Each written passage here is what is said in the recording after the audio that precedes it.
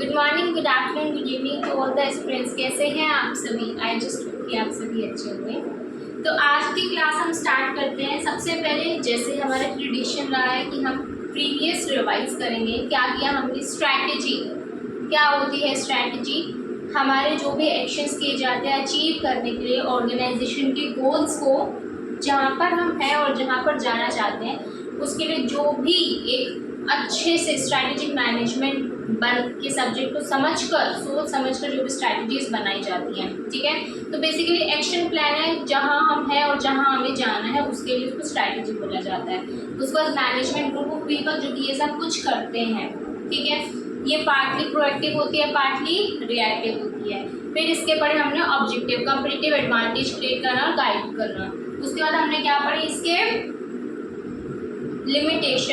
Limitations में क्या था? कुछ भी नहीं था, हमने उसके मोमोज वाले ठेले को याद कर लिया था। उसके बाद हमने क्या पढ़े? इसके एडवांटेजेस, क्या क्या क्या क्या बेनिफिट्स हमें मिलते हैं अच्छी स्ट्रैटेजी मैनेजमेंट को अपने बिजनेस के अंदर अप्लाई करने के। वो क्या है? हमने कर लिया था, पीसी ने जीडी को एलजी पर चलाकर रैक किया, मतलब डिस्को किया। उसके बाद में आप आ जाइए, अब हम क्या करेंगे? नहीं, उसके बाद हमने एक और इम्पॉर्टेंट टॉपिक करा था, दैट वाज कि strategic levels of an organisation. ये टॉपिक हमने कवर कर लिया था, corporate level, business level and functional level. तीनों चीज़ें वाइंड अप हो गई थी। आज हमारा क्या काम था? उसी के नोट्स को लिखना। ठीक है, तो अब यहाँ से आज की क्लास करते हैं स्टार्ट।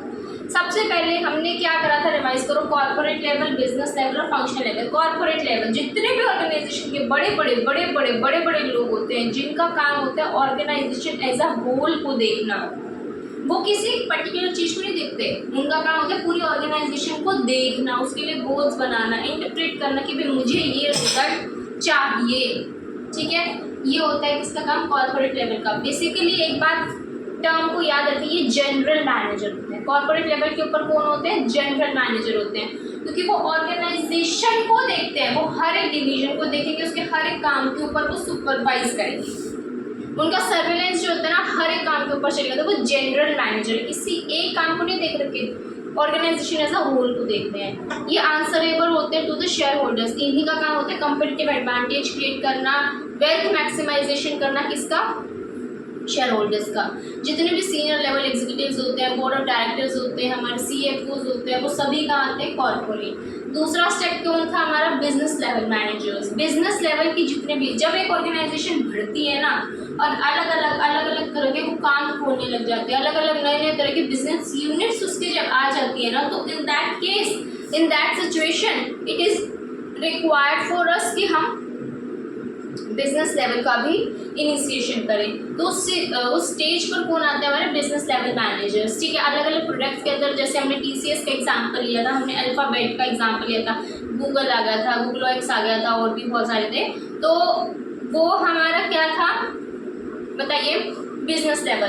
तो बिजनेस लेवल के जो मैनेजर्स होते हैं उनका काम होता है इंटरप्रिटेशन करना। ठीक है, टॉप लेवल ने जो कहा उसको फंक्शनल तक, और फंक्शनल ने जो काम किया उसकी रिपोर्ट देना टॉप लेवल को। तो बेसिकली ये इंटरमीडिएट का काम करते हैं, मीडिएटर का काम करते हैं, कम्युनिकेटर का काम करते हैं। ठीक है, इनका काम होता है अपनी पर्टिकुलर डिवीजन को देखना। ठीक है, और ये इसीलिए बिजनेस लेवल वाले जो लोग होते हैं ना, वो जो मैनेजर्स होते हैं, लिखा सॉरी, बिजनेस लेवल के जो मैनेजर्स होते हैं उनको कौन क्या बोला जाता है? General manager. क्यों? क्योंकि वो भी पूरी की पूरी अपनी यूनिट, पूरी की पूरी अपने डिपार्टमेंट, पूरे के पूरे अपने एसबीयू को देख रहे हैं। उसके अंदर हर तरह के फंक्शन होंगे, उसके अंदर प्रोडक्शन का भी होगा, मार्केटिंग का भी होगा, आरएनडी का भी होगा, सेल्स का भी होगा, हमारा फाइनेंस का भी हो गया, हर प्रोक्योरमेंट का हो गया, हर एचआर हो गया, हर एक तरह के फंक्शन उसके अंदर वो देखेगा। तो फिर वो जनरल मैनेजर होंगे। ठीक है, लास्ट में हमारा कौन आ जाता है? फंक्शनल लेवल मैनेजर्स, जो कि रिस्पॉन्सिबल होता है ऑर्गेनाइजेशन के एक पर्टिकुलर डिवीजन के एक पर्टिकुलर फंक्शन के लिए, जैसे कि फाइनेंस का मैनेजर, एचआर का मैनेजर, तो वो होता है फाइनेंस का।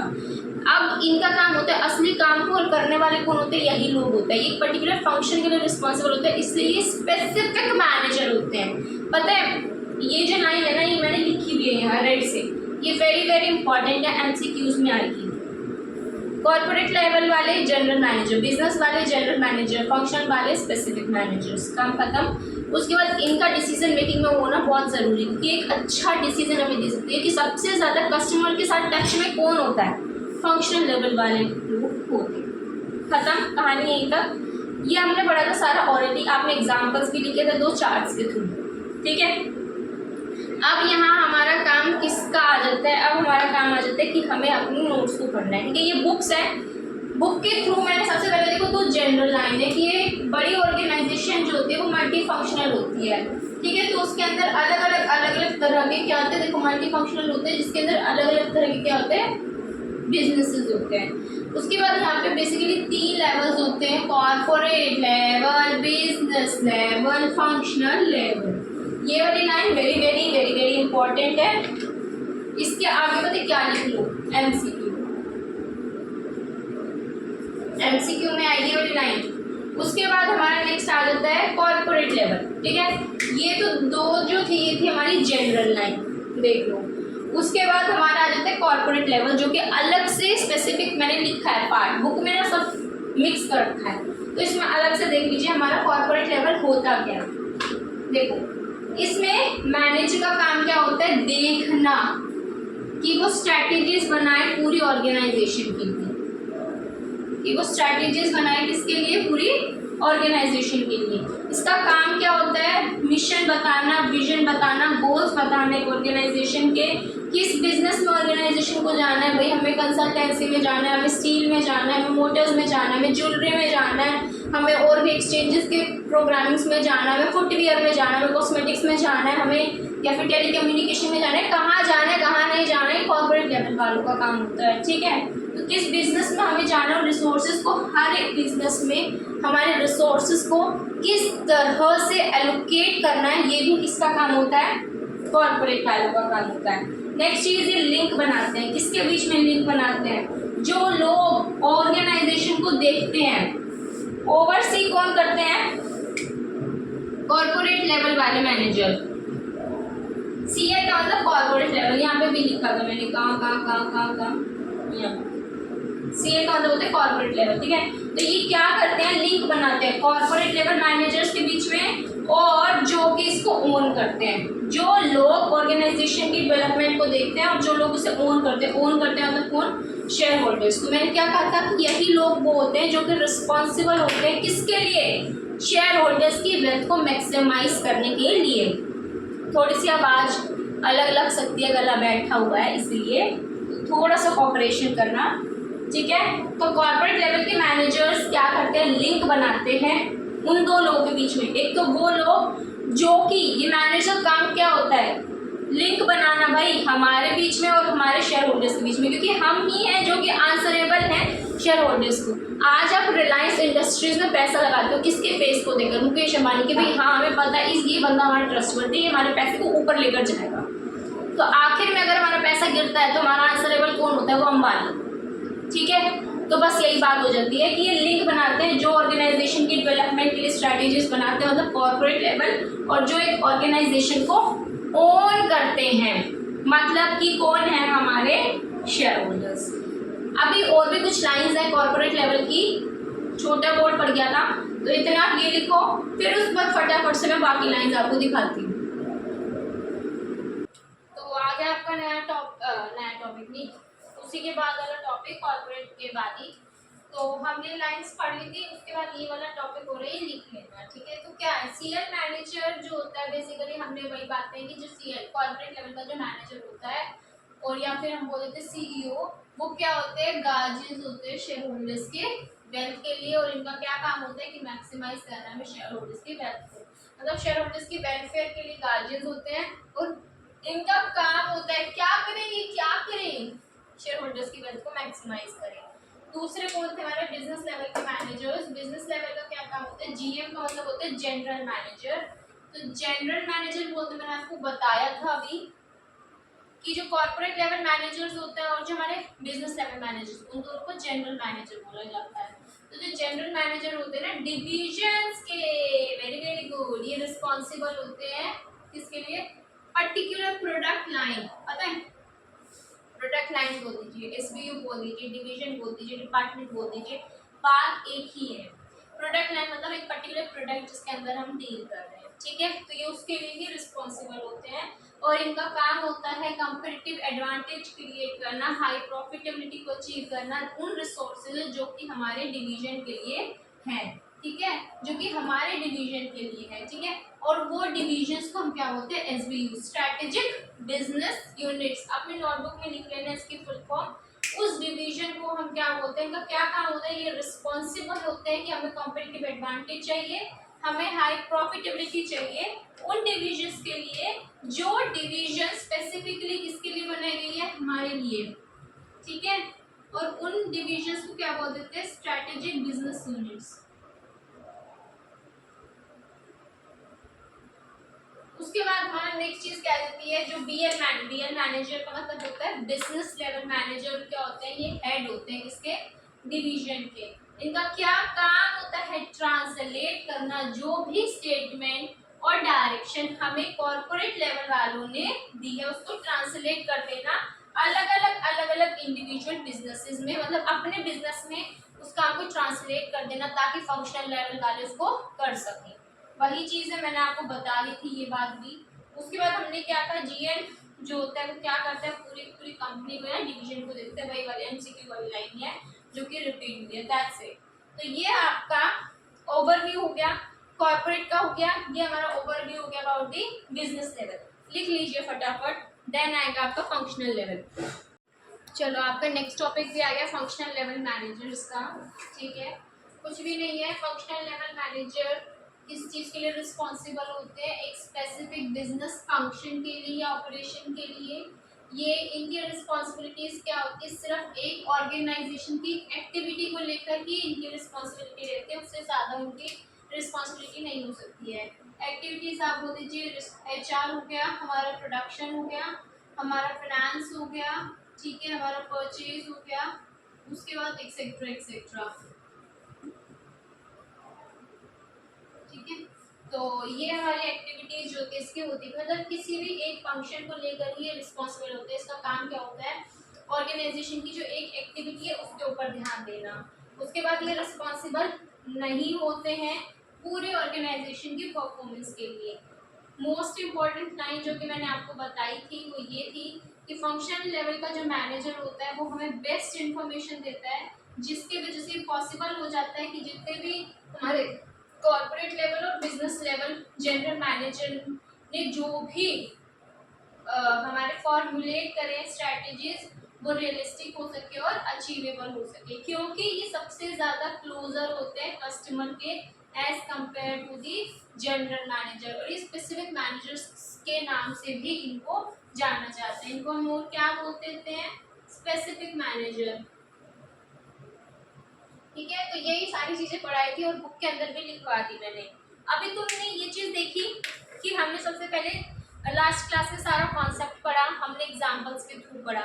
उसके बाद बुक में अगर आपने देखा होगा सब कितने गंदे तरीके से दिया हुआ है, तो फिर मैंने तो तुम्हें प्रोवाइड कर दिया सारी बुक की लाइन, एक एक लाइन चाहे मैच करो, अपनी बुक खोल लो और एक एक लाइन मैच करो, सब कुछ मिल जाएगा। सबसे ज़्यादा इंपॉर्टेंट लाइन्स है कॉर्पोरेट लेवल की। सबसे पहले पूरे टॉपिक के इंट्रोडक्शन की 2-3 लाइनें थी जिसमें से एमसीक्यू बन सकता था, वो बताया। उसके बाद कॉर्पोरेट लेवल की जितनी लाइन से सारी एक जगह लिखवा दी ताकि तुम्हें रिविजन करने में आसानी हो। बिजनेस लेवल की जो लाइन थी वो सारी लिखवा दी, फंक्शनल लेवल की जो लाइन थी वो सारी लिखवा दी हाईलाइट के साथ। फटाफट से इसको भी लिख लीजिए।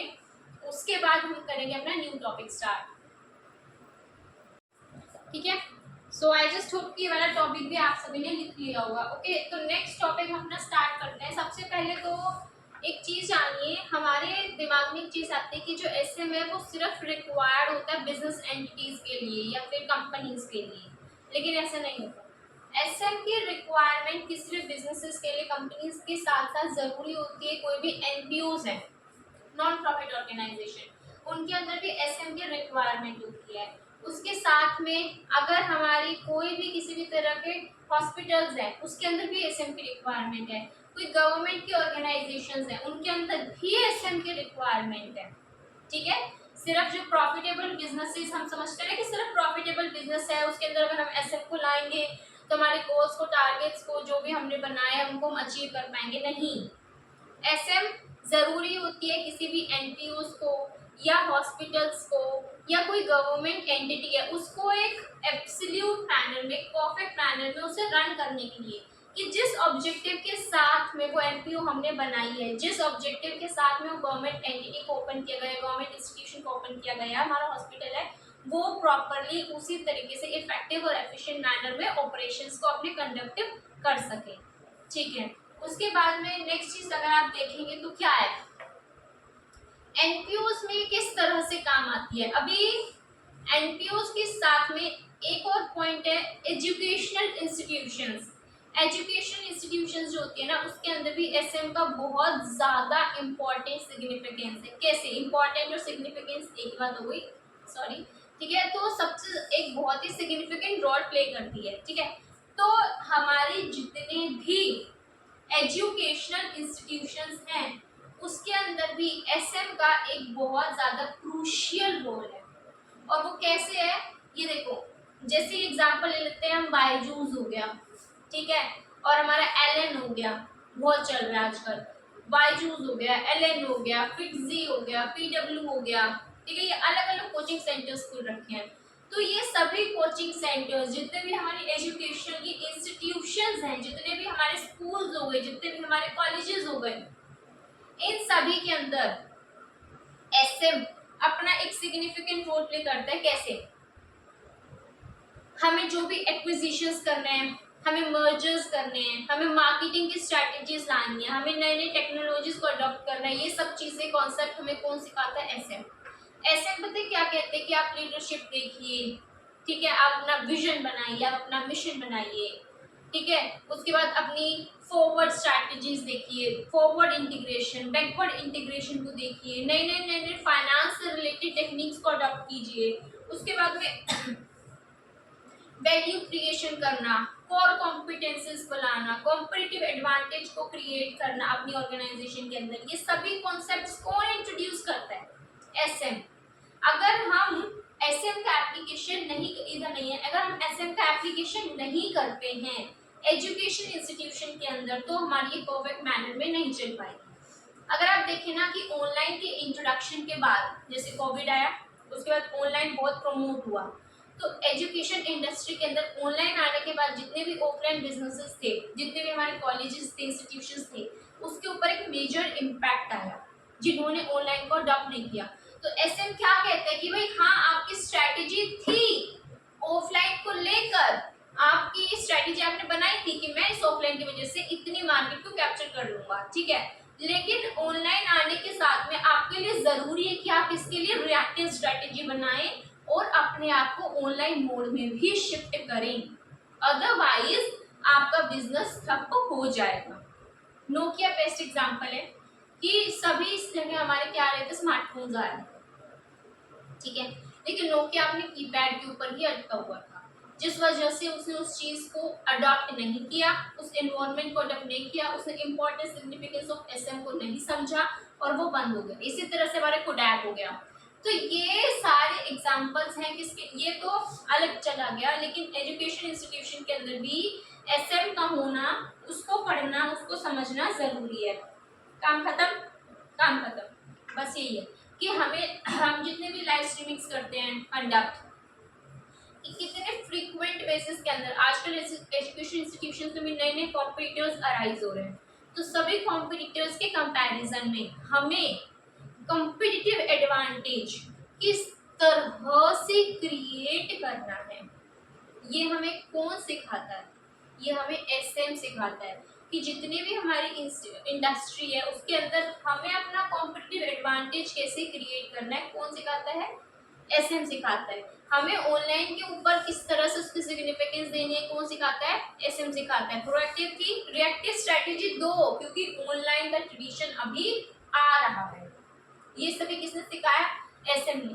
अभी इतने कॉम्पिटिटिव वर्ल्ड में हमें खुद को खास दिखाना, हमें आम से खुद को खास दिखाना, कोर कॉम्पिटेंसीज किसने सिखाया, हमें एसएम ने सिखाया, ठीक है। तो इसीलिए आपने कहा कि एजुकेशनल इंस्टीट्यूशन के अंदर भी एसएम का एक बहुत इंपॉर्टेंट रोल है, ठीक है। उसके बाद दूसरी चीज क्या आ जाती है, हॉस्पिटल्स, ठीक है।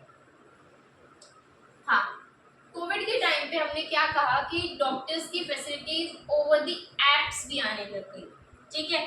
आपने क्या कहते हैं नाम सुना प्रैक्टो, जो कि मेडिकल फैसिलिटीज ऑनलाइन देता था।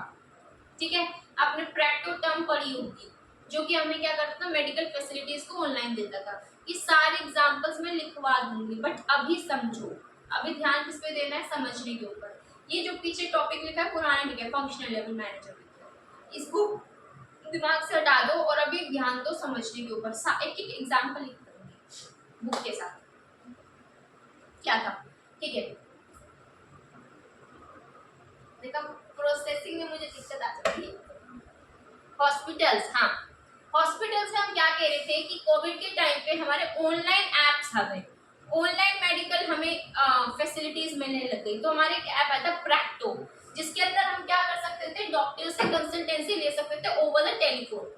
ठीक है, हमने लिया, हमने सेलेक्ट किया, तो हम वहाँ पर अपने बता देते थे कि ये हमारे सिम्टम्स है, और डॉक्टर्स हमें एडवाइस कर देते थे कि तुम्हें इस टाइम पे ये मेडिसिन लेनी है, इस टाइम पे ये मेडिसिन लेनी है। साथ में डोर टू डोर हमें लेबोरेटरी सर्विसेज मिलने लग गई थी। ये भी किसका इंट्रोडक्शन है, एसएम का। उन्होंने समझी इम्पोर्टेंस कि भाई अभी क्या है, कस्टमर चाहता है कि मेरे घर पे आ जाओ मुझे देख के और चले जाओ। तो उन्होंने डोर टू डोर इसकी फैसिलिटीज देने लग गए। उसके बाद हमने क्या कहा, डेली की डेली ट्रीटमेंट फैसिलिटीज देने लगे। इलेक्ट्रॉनिक मॉनिटरिंग हो गया, हमारी एम्बुलेंस फ्रेंडली सर्विसेज देने लग गए। इलेक्ट्रॉनिक मॉनिटरिंग किस तरह से हो गई कि आपके यहाँ पे कोई डिवाइस लगा दी जाती है घर में ही, और वो 24/7 आपके रिकॉर्ड्स को मेंटेन करती रहती है। भाई इस टाइम पे आपके कहते हैं बॉडी टेम्परेचर ये था, इस टाइम पे आपका बॉडी टेम्परेचर ये था। तो हमने क्या करें, कुछ अलग अलग तरह की टेक्नोलॉजीज की वजह से, इंट्रोडक्शन की वजह से ये तरह की फैसिलिटीज दी। उसके बाद फॉरवर्ड इंटीग्रेशन और बैकवर्ड इंटीग्रेशन का कॉन्सेप्ट किसमें होता है, ऐसे में आप पढ़ेंगे आगे डिटेल में, बट अभी मैं एक एग्जांपल के लिए दे देती हूँ। फॉरवर्ड इंटीग्रेशन का मतलब होता है कि आज हम जहाँ हैं, जिस सर्विसेज को हम अवेल कर रहे हैं, उसी से रिलेटेड आगे की वो सर्विसेज लेना। हॉस्पिटल में है, अपना ट्रीटमेंट करवा रहे हैं, हमें और आगे तक पहुंचाना, ऊपर सीधा वो हॉस्पिटल्स प्रोवाइड करने लगे। देखो कोविड के टाइम पे जो भी पेशेंट्स थे विद इन द हॉस्पिटल, अगर वो अपना टाइम एक्सपायर कर देते थे, ठीक है, तो हॉस्पिटल्स ही उन्हें उनकी ग्रेव तक ले जाते। ठीक है, और तो मतलब जहां हम हैं, पहले क्या होता था कि अगर है तो बॉडी को घर ले जाते थे, लेकिन आगे ऊपर तक पहुंचा देना इज द फॉरवर्ड। और पीछे आज हम हॉस्पिटल में हैं, अवेलिंग द प्रेजेंट सर्विसेज, आगे तक ऊपर ले जाना इज द फॉरवर्ड इंटीग्रेशन। पीछे से सर्विसेज को देना, मतलब हमने क्या चला, हमारे हॉस्पिटल की एम्बुलेंस भी है, आपको घर से लेकर यहाँ लाएगी और फिर यहाँ पे ट्रीटमेंट करके अगर अनफॉर्चुनेट रहा तो आगे ऊपर तक भी पहुंचाएगी। फॉरवर्ड इंटीग्रेशन और एम्बुलेंस से हॉस्पिटल तक लाना इज द बैकवर्ड इंटीग्रेशन। ये दोनों कॉन्सेप्ट्स किसने दिए, एसएम ने दिए। टेक्नोलॉजीज को अपडेट करना, ऑनलाइन को लाना, ऑनलाइन ट्रीटमेंट्स को देना, ये एप्स के थ्रू सर्विसेज को देना, door to door laboratories collect करना, डोर टू डोर सैंपल लेकर जा रहे हैं, आपके घर पे आकर आपका ब्लड सैंपल ले रहे हैं, आपके घर पे आकर आपको रिपोर्ट्स दे रहे हैं और मेडिसिन प्रोवाइड कर रहे हैं। ये सब आपको किसने सिखाया कि भाई इन्वायरमेंट चेंज हो रहा है, खुद को अडेप्ट करो, इस इन्वायरमेंट को देखते हुए रिएक्ट करो। किसने सिखाया, एसएम में। तो हॉस्पिटल इंडस्ट्री के अंदर भी आपके एसएम का यूज होता है। खत्म, बस यही है। आप बुक देखेंगे ना, बुक में भी यही एग्जांपल्स है। ठीक है, खलास हो गया। नेक्स्ट होता है गवर्नमेंट की एजेंसीज एंड डिपार्टमेंट्स। देखो गवर्नमेंट इंस्टीट्यूशंस है, हम क्या कहते हैं कि गवर्नमेंट इंस्टीट्यूशंस में ना, एक तुम लाइन पढ़ोगे कि एंटरप्राइजेस डाइवर्सिफाई नहीं कर सकते इसमें अनरिलेटेड बिजनेस में, क्योंकि इसमें फ्रीडम, लिटिल फ्रीडम मिलती है। मतलब क्या, हमारे यहाँ पर हम डाइवर्सिफाई नहीं कर सकते अलग अलग बिजनेसेस में। क्यों, क्योंकि गवर्नमेंट के अंदर क्या होता है ना, अगर आप एक बैंक भी चले जाते हैं, गवर्नमेंट बैंक में आप एक केबिन पे गए, उसने कहा उस पे जाओ, उसने फिर दूसरे पे गए, उसने कहा उस पे जाओ, फिर उसके बाद वो कहते हैं चौथे पे जाओ। 5 मिनट का काम होता नहीं, वो 2-2.5 घंटे का काम बना देते हैं, उससे ऊपर का बना दे तो हम कुछ कह नहीं सकते। इसलिए एवरीबडी अवॉइड्स कि वो बैंक में ना जाए, वो फोन भी ऐप के थ्रू अपना सारा काम निपटा देता है। Getting my point. तो इसी वजह से कहा कि भाई इसको ना डाइवर्सिफाई करना अलग अलग बिजनेसेस में पॉसिबल नहीं है गवर्नमेंट एंटिटीज को। क्यों? कारण ये है भाई यहाँ पर एक काम के लिए 1000 बंदों से पूछकर फिर काम होता है, इसलिए बिजनेसेस को डाइवर्सिफाई करना पॉसिबल है। डाइवर्सिफाई जब हो जाता है ना बिजनेस तो उसमें एक ही बंदा रिस्पॉन्सिबल होता है, लेकिन हमारे गवर्नमेंट इंस्टीट्यूशंस में एक बंदे की रिस्पॉन्सिबिलिटीज नहीं है। एक बंदे के लिए कम से कम 50 बंदों से पूछना पड़ता है इन जनरल, मतलब मैं तो ऐसे ही बोल रही हूँ, 4-5 बंदे होते होंगे इन जनरल। फिर आप मुझे पूछेंगे कि भाई गवर्नमेंट इंस्टीट्यूशंस किस तरह से लगाती है ऐसे ई फाइलिंग आ रही है हमारी, क्या है एग्जाम्पल इसका? ये ई सिग्नेचर आप देखते हैं, ई साइनिंग हमने कर दी है। उसके बाद हमने क्या देखा, हमारे टेंडर्स गवर्नमेंट लेती है, किस तरह से हो रहा है सब ऑनलाइन मोड में। ई टेंडर्स, प्रोक्योरमेंट कर दिए, ई प्रोक्योरमेंट, प्रोडक्ट की डेवलपमेंट करना। आप देखते हैं एलआईसी का नेटवर्क मार्केटिंग, उसकी नेटवर्क्स देखिए कौन से काम पूछ रहे हैं, सब किसके वजह से? इससे हमारी जितनी भी रिटर्न्स फाइलिंग होती है, देखो शेयर मार्केट के ऊपर आ जाओ। पहले क्या करते थे, हम जाते थे दिल्ली में, ठीक है, वहां से जाके मार्केट खुलते ही हम जाते थे, अपना लेते थे डॉक्यूमेंट और डॉक्यूमेंट पे सारा काम करते थे, उसके बाद हमारे पास आता था। अब क्या बन गया है, घर बैठे मार्केट खुलते ही अपनी ट्रेडिंग करनी स्टार्ट हो जाओ, कब तुम्हें लेना है कब तुम्हें देना है, सब अपना काम यहीं पे करते रहो। मार्केट क्लोज हो जाएगी, ठीक है, अगले दिन नया रेट स्टार्ट होगा, अगले दिन वही क्लोजिंग रेट हमारा ओपनिंग बन जाएगा और उसके बाद हमारी वही मार्केट दोबारा से स्टार्ट हो जाएगी। तो ये हमारा क्या है, एप्स के थ्रू हमारी वो ही घर आ गई है सीबीएसई, हम घर बैठे उसकी क्या कर सकते हैं, ट्रेडिंग कर सकते हैं। सब किसका यूज कर रहे हैं, एसएम का, ठीक है। नई नई टेक्नोलॉजीज को लाना, आपका ई फाइलिंग्स को कर देना, आपके टेंडर्स गवर्नमेंट रेज करते, गवर्नमेंट आपने सुना होगा ना कि भाई हमने बिडिंग्स भी आजकल ऑनलाइन होने लग गई हैं, टेंडर्स गवर्नमेंट रेज करते। कंस्ट्रक्शन है, कंस्ट्रक्शन के लिए भाई हमने अलग अलग टेंडर मंगवाए और जो हमें लगता है सबसे सस्ता हमें देगा उसको गवर्नमेंट अपना टेंडर दे देती है। गवर्नमेंट को प्रोक्योरमेंट्स करने हैं, वो भी ई प्रोक्योरमेंट, कोटेशंस मंगवा लेती है गवर्नमेंट। तो ये सभी क्या है, ये सभी ऑनलाइन, जैसे सेल हो गया, भेल हो गया, आईआरसीटीसी हो गया। आईआरसीटीसी की बुकिंग हम क्या कर लेते हैं, ऑनलाइन कर लेते हैं। आजकल टिकट्स हम ऑनलाइन बुक कर लेते हैं, हम टिकट्स, उसके बाद उसके अगर खाने की फैसिलिटी चाहिए, हमें लग्जरी कैबिन चाहिए या एसी चाहिए, 2 टायर 3 टायर, जिस भी तरह का हमें एसी चाहिए, तो ये सभी क्या है, ऑनलाइन में शिफ्ट हो गया। तो ये ऑनलाइन को शिफ्टिंग करवाना क्या इंडिकेट करता है, एसएम का फीचर। एसएम के फीचर के थ्रू ही पहले वाली इंस्टीट्यूशंस नहीं रही, अब वो क्या होती जा रही है, टाइम टू टाइम अपडेट होती जा रही है। तो इसीलिए हमने कहा कि गवर्नमेंट इंस्टीट्यूशंस के अंदर भी एसएम का एक बहुत ही ज्यादा सिग्निफिकेंट रोल है। कंज्यूम हुआ, थोड़ा सा कंज्यूम करो इस चीज को, 1 मिनट लगा के।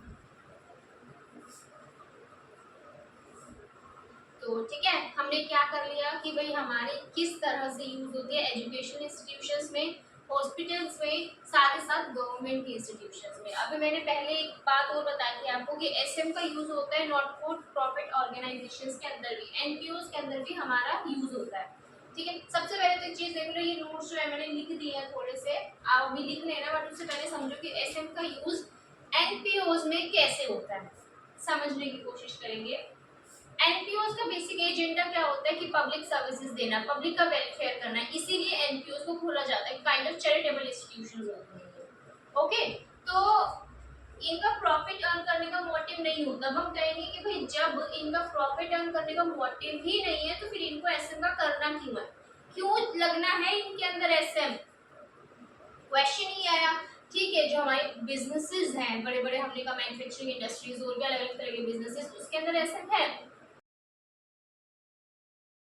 इंस्टीट्यूशंस में एसएम क्यों है, फिर बताया हॉस्पिटल्स में एसएम क्यों है, फिर बताया गवर्नमेंट एजेंसीज में एसएम क्यों है।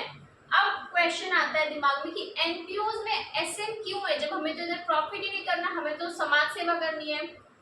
अभी आप एक बात जानिए, समाज सेवा करने के लिए भी हमें फंड्स की जरूरत पड़ती है, बिल्कुल पड़ती है। उन फंड्स को हम इकट्ठा कैसे करेंगे? एसएम की हेल्प से। उन्हें अलोकेट कैसे करेंगे? एसएम की हेल्प से। कैसे पता चलेगा किस रिसोर्स के अंदर, किस प्लेस पर, किस ऑब्जेक्टिव में, कौन से हमारे मुद्दे में कितना अलोकेशन ऑफ फंड्स करना है, कैसे पता चलेगा? एसएम की हेल्प से।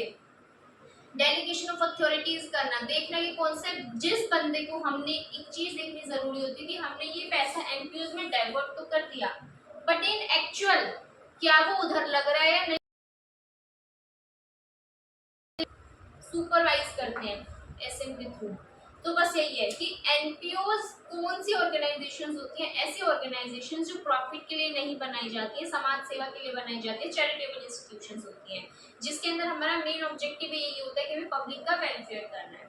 ठीक है भाई। उसके बाद दूसरा बात आती है कि भी जो गवर्नमेंट इंस्टीट्यूशंस होती हैं, जो हमारी एनपीओज होती हैं, ये ना के बराबर प्रॉफिट्स को जनरेट करती हैं। ठीक है, इनके पास अपने कुछ इतनी फंड्स भी नहीं होते हैं अपने, तो ये मेनली किसके ऊपर आधारित होते हैं? एक्सटर्नल सोर्सेस, कि बाहर से हम पैसा लेंगे और देन उसको हम लगाएंगे। तो उन फंड्स को कैसे जनरेट करना, ये हमें कौन बताता है? एसएम बताता है। समझे आप कि एसएम की इंपॉर्टेंस एनपीओज में क्यों है? पढ़ेंगे। ये वाला हमारा वही टॉपिक है जो एक्सप्लेनेशन की थी, अब हम सारा बुक का देख लेंगे। टॉपिक है एसएम हमारी गवर्नमेंट एंड एनपीओज में कैसे यूजफुल होते हैं। देखो, कमर्शियल ऑर्गेनाइजेशन का एम क्या होता है?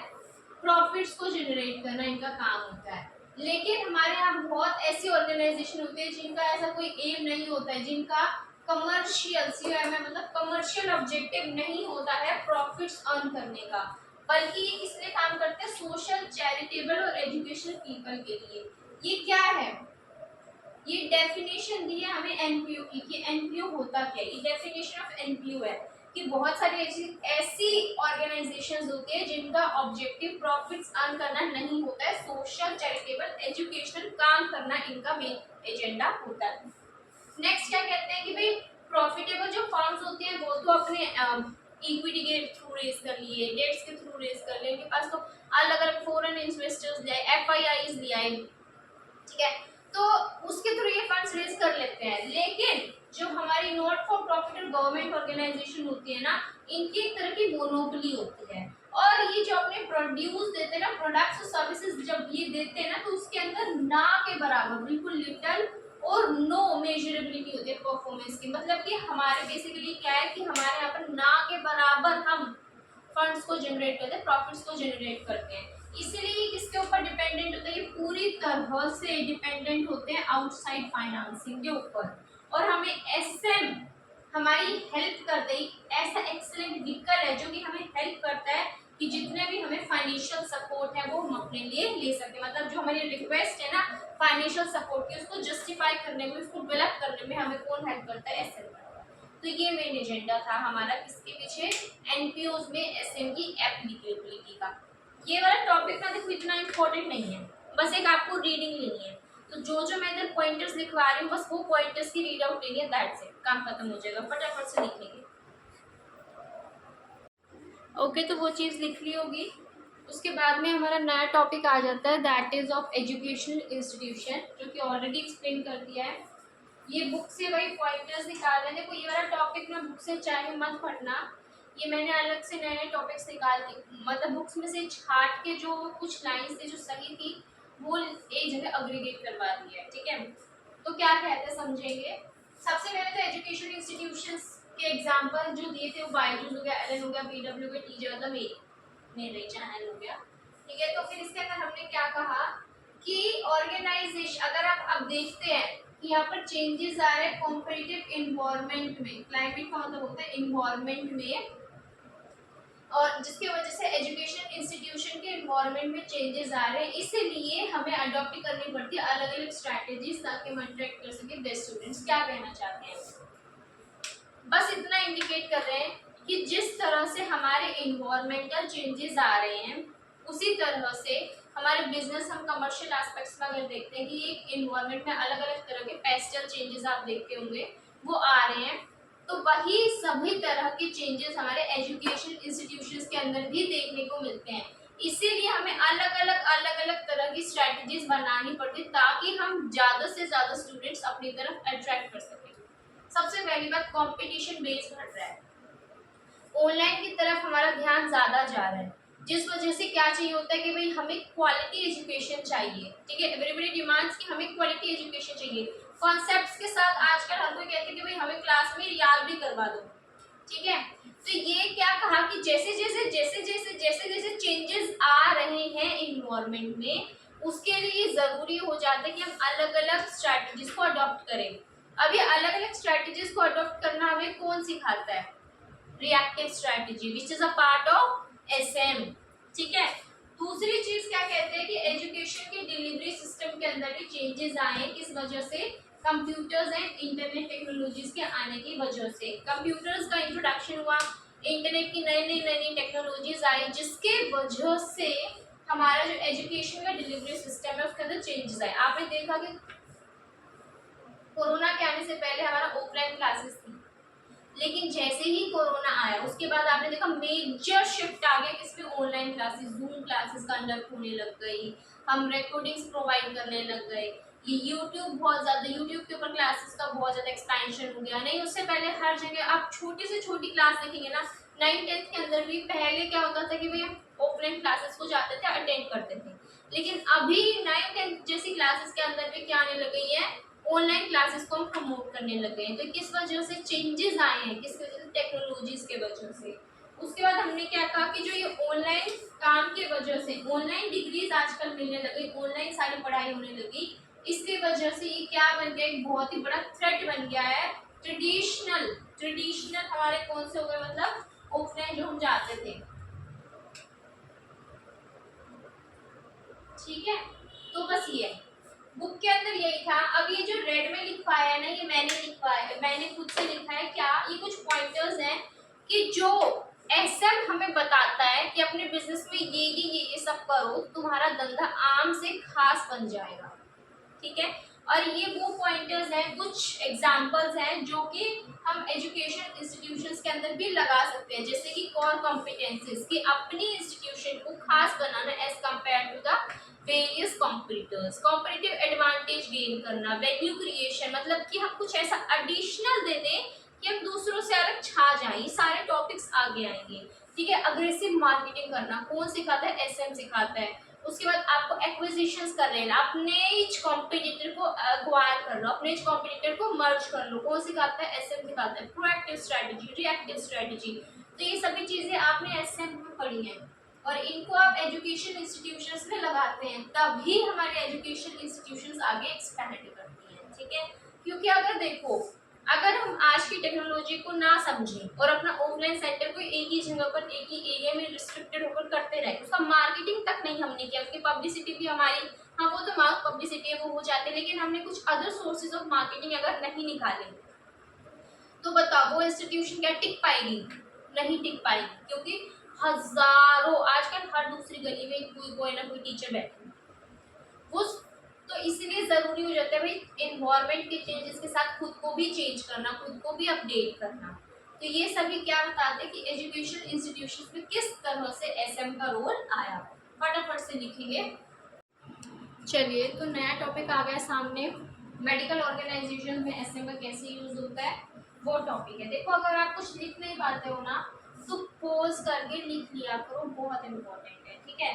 अब ये मेडिकल का मैं एक बात बताती हूँ। पता है, एक केस हुआ पुणे के हॉस्पिटल्स में, पुणे का एक हॉस्पिटल है, उसमें क्या किया गया था कि उन्होंने अलग अलग जगह से जितने भी अच्छे डॉक्टर्स थे उनको उठाकर अपने यहाँ ले आए थे। तो ये भी कौन सिखाता है? एसएम सिखाता है।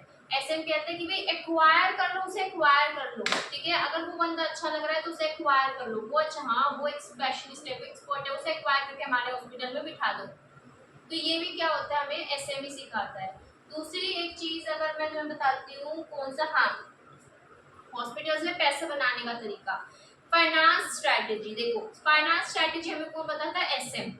अभी हॉस्पिटल्स भी क्या चाहते हैं कि आजकल हम पैसा बना सके, जितना ज़्यादा हम बनाना चाहें, तो एसएम कहता है हाँ ठीक है, मैं तुम्हें तरीका बताता हूँ, फाइनेंस स्ट्रैटेजी के थ्रू तुम बना सकते हो। वो क्या?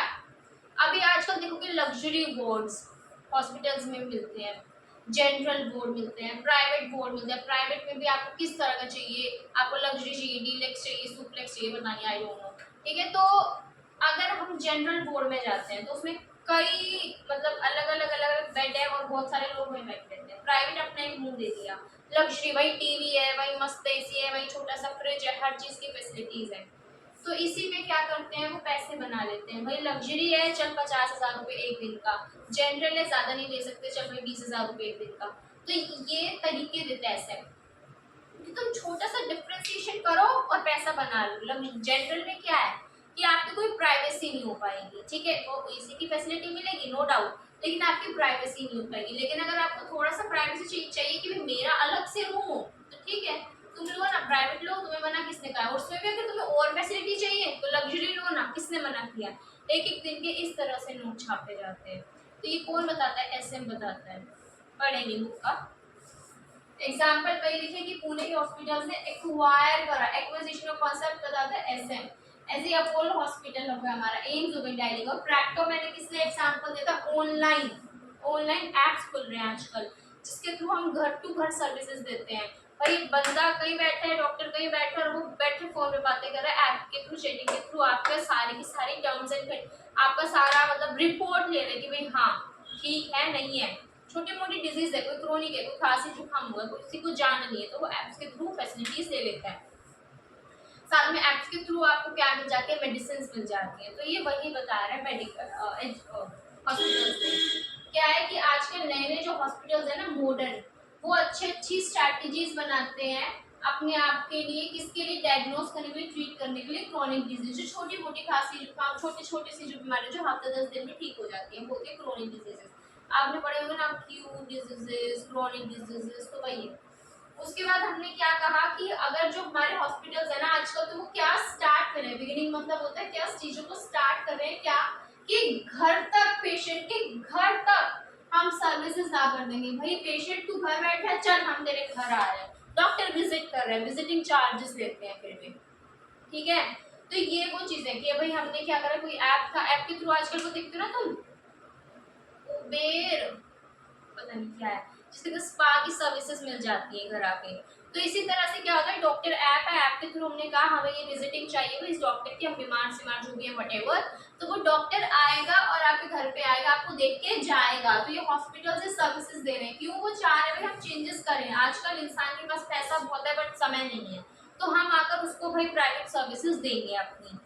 तो ये वही कहते हैं कि हम हॉस्पिटल्स कोशिश कर रहे हैं कि वो पेशेंट को उनके घर आके सर्विसेज दें। उसके बाद जो लेबोरेटरीज है वो डोर टू डोर उनके सैंपल्स कलेक्ट करके जा रही हैं। सारे एग्जांपल्स आपने पढ़े थे। क्रोनिक केयर अगर हमें करना होता है तो उसके अंदर डे ट्रीटमेंट की फैसिलिटीज चाहिए होती है, मॉनिटरिंग चाहिए होती है, वो जो कि हम घर पे बैठे कर देते हैं। यूजर फ्रेंडली एम्बुलेंस सर्विसेज आपको मिल रही है, लेबोरेटरी टेस्टिंग आपको मिल रही है। बहुत सारे लोग आजकल मेडिकल ट्रीटमेंट ऑनलाइन करने लग गए हैं, जिसका एग्जाम्पल भी है, स्टडी किया था। ओके उसके बाद हम क्या देखेंगे, बैकवर्ड इंटीग्रेशन, फॉरवर्ड इंटीग्रेशन, ये सारी चीजें देखिए। बैकवर्ड में क्या था, बैकवर्ड में पीछे से लाना, भाई उसको एम्बुलेंस सर्विसेज देना कि हम उसके घर से हॉस्पिटल तक उसको हम लाएंगे, ट्रीटमेंट भी हम करेंगे, ठीक है। मतलब डॉक्टर का काम क्या होता है, ट्रीटमेंट करना, लेकिन हम उसके अंदर और उसको एडिशनल दे रहे हैं ताकि हम और पैसा बना सकें। तो उसको घर से उठा के यहाँ पर लाने की जिम्मेवारी भी किसकी, हमारी, बैकवर्ड इंटीग्रेशन। अब उसे यहाँ से आगे तक पहुंचाने की, ऊपर तक पहुंचाने की जिम्मेवारी भी किसकी, हमारी, तो वो फॉरवर्ड इंटीग्रेशन। अब वो यहाँ पर है, वहां पर भी पैसा कैसे बनाया जाए, फाइनेंस स्ट्रेटजी। तो देखो अलग अलग ऐसे हमने कहा एक्वायर कर लो ताकि कंपटीशन इच नहीं रहे। उसके बाद भाई तुम्हारा काम क्या है, ट्रीटमेंट करना, लेकिन ट्रीटमेंट से पहले भी तुमने पैसा बनाना है, एम्बुलेंस की सर्विस दो, उसके बाद भी पैसा बनाना है, तो और जो ट्रीटमेंट के दौरान भी पैसा बनाना है, तो फाइनेंस की स्ट्रेटजी। ये है एसएम की पावर। लेकिन ये लोगों का आजकल मिसयूज हो रहा है, we can't do anything with this. तो बस यही है, तो लिख लेना। हाँ ये चीज़ गलत है, देखो मिसयूज तो होता है इनडायरेक्टली, मैं स्ट्रेट फॉरवर्ड तो नहीं बोलूँगी, बट जो कि गलत है, आजकल बहुत ज़्यादा नाजायज़ फ़ायदा उठाया जा रहा है हॉस्पिटल्स के द्वारा, ठीक है। No comments. चलो फटाफट से ये चीज़ को लिख लो। तो आपका नया टॉपिक आ गया सामने, गवर्नमेंट एजेंसीज एंड डिपार्टमेंट्स। ये भी आप लोगों ने लिख लेना है। वही है सारा जो हमने पढ़ा था, एग्जाम्पल बाई सेल, भेल, IRCTC, ठीक है। उसके बाद हमने LIC के भी पढ़े थे कि उसके मार्केटिंग किस तरह से होती है। ONGC थोड़ा सा कॉपरेट कीजिएगा विद द वॉइस, बिकॉज उनको हम रोक नहीं सकते एक्चुअली वो अपना कार्यक्रम चालू रखेंगे, हम अपना पढ़ाई लिखाई चालू रखते हैं, ठीक है। तो क्या कहते हैं समझिए इधर कि central government, state government, municipal agencies, public sector units, ये सभी इसलिए रिस्पॉन्सिबल होती हैं स्ट्रैटेजीज को बनाने के लिए, उनको इवेल्युएट करने के लिए, जितने भी गवर्नमेंट की एजेंसीज, कितने भी गवर्नमेंट के डिपार्टमेंट, ठीक है। सिंपल सी लाइन है, कुछ भी नहीं है इनका। बेसिकली ये डाइवर्सिफाई नहीं कर सकती है अनरिलेटेड बिजनेसेस के अंदर। क्यों? क्योंकि वो लिटल और बिल्कुल ना के बराबर फ्रीडम इंजॉय करती है अपने मिशन वगैरह को ऑल्टर करने में। क्यों?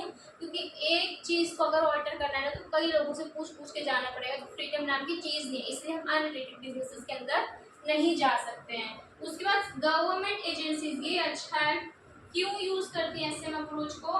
ताकि हम एक अच्छा सा रिक्वेस्ट डेवलप कर सके एडिशनल फंडिंग के लिए। एडिशनल फंडिंग कैसे हुई देखो, सबसे पहले तो गवर्नमेंट की फंडिंग आ जाती है, गवर्नमेंट एजेंसी से मेजोरिटी होल्डिंग आ जाएगी 51%।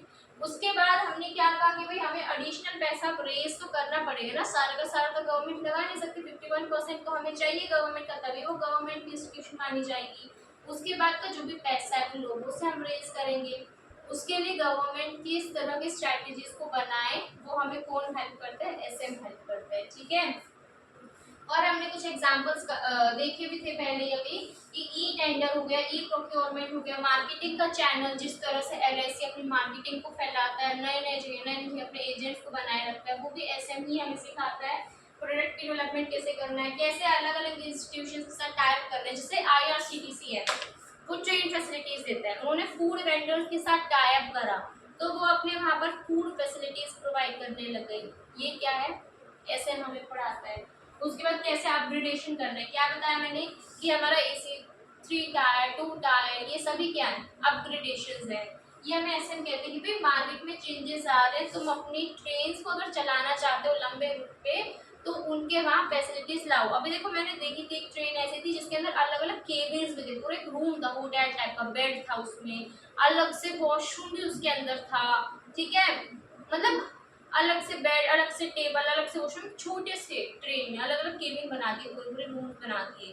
तो ये क्या अपग्रेडेशंस कर रहे हैं हम, चेंजेस को देकर, जरूरत है क्योंकि तो मार्केट को प्रिडिक्शंस कर करके हम अपने अंदर क्या कर रहे हैं? चेंजेस। तो ये सभी किसका एग्जांपल है कि किस तरह से गवर्नमेंट की इंस्टीट्यूशंस में, गवर्नमेंट की एजेंसीज में उन SM का यूज होता है। इस चीज को लिखेंगे, फटाफट से लिखो, ठीक है, पोज करके लिख लो। अब आज हम अपना टॉपिक को यहीं कंप्लीट करते हैं। आज के लिए इतना ही, रिवाइज करके आना, ठीक है। अब नेक्स्ट क्लास में अपना नया टॉपिक पढ़ेंगे, तो अभी जितना हमने अभी तक किया वो सारा रिवाइज करना है। ये जो भी नोट्स में लिखवा रही हूँ प्लीज इनको लिख लो, क्योंकि बुक का अगर तुम देखोगे तो वो उसमें बहुत गंदे तरीके से लिखा हुआ है। ये सारे इंपॉर्टेंट लाइन्स जो है तुम्हें हेल्प करेंगी लास्ट डे 1.5 डे की रिविजन में, क्योंकि SM अकेला सब्जेक्ट नहीं है, साथ में FM भी है, रिमेम्बर दैट एज वेल। तो ये सारे लिख लेना, रिविजन करते रहना। आज की क्लास यहीं पे कर दो, लाइक शेयर एंड सब्सक्राइब। और अगर कुछ भी किसी भी तरह की क्वेरी आती है so do let me know in the comment section.